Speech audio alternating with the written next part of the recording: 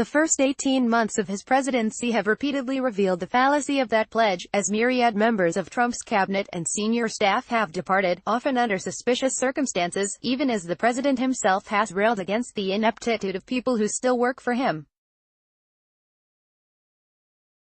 Just this weekend, Trump dealt with two major staff problems, both of which, in different ways, he created.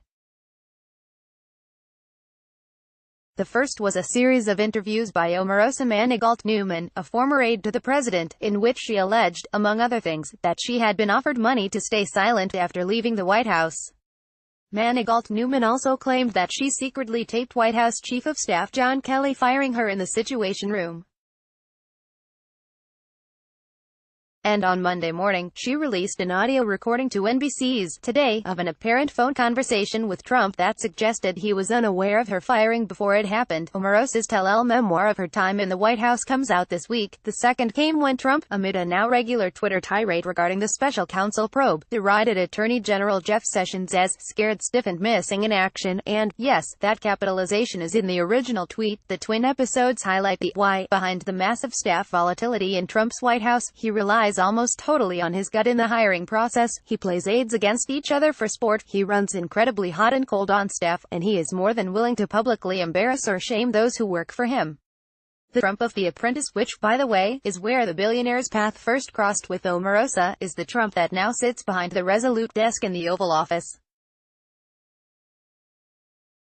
The difference is that Trump was solely playing for ratings on The Apprentice, whereas now he is trying desperately to effectively run a government. Turnover, or the threat of firings, was the name of the game in Trump's reality TV world. In the White House, all of the turmoil adds to the already palpable sense of chaos that surrounds 1600 Pennsylvania Avenue.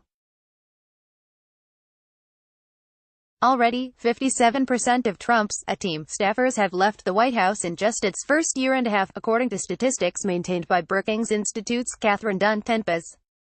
That nearly equals the turnover among top staffers for the entire first terms of Barack Obama, 71% turnover, George W. Bush, 63%, Bill Clinton, 74%, and George H.W.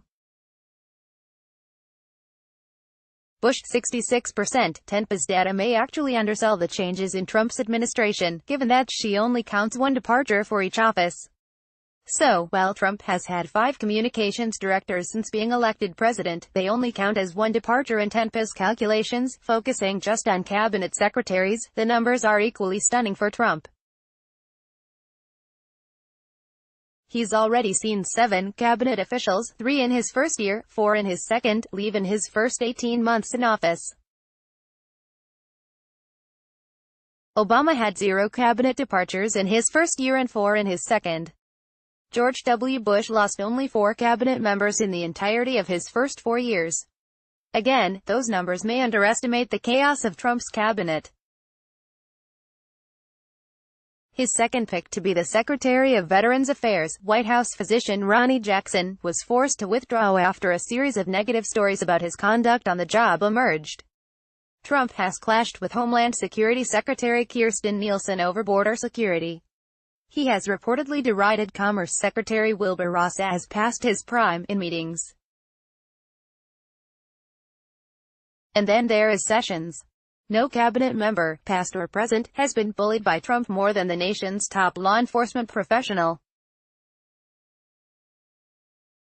Trump has repeatedly said publicly that he wishes he would have picked someone other than Sessions to be his attorney general, due in large part to the fact that Sessions recused himself from the Justice Department's investigation into Russian interference in the 2016 election. Sessions did so because he was a prominent surrogate for Trump during that campaign.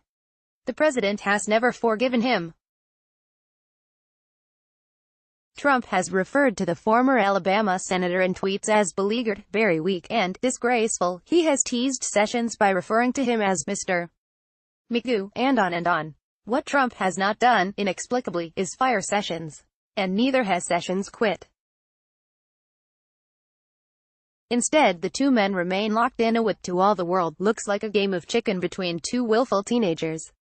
Sessions continues showing up to the Justice Department day in and day out. Trump takes to Twitter to attack his AG almost as often. Neither man blinks.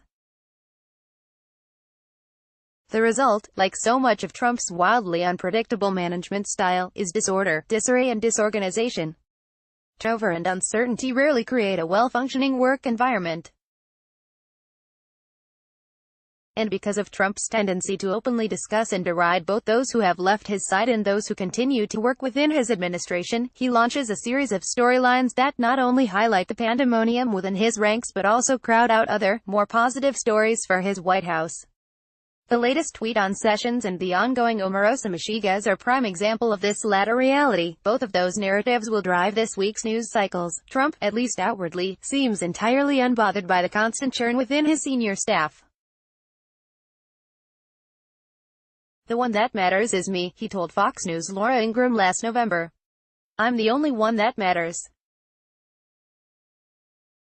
Because when it comes to it, that's what the policy is going to be." What that view overlooks is that running the federal government is not the same thing as running a business. Trump, the businessman, made a career out of relying only on himself and a very tight-knit group of family and hangers-on.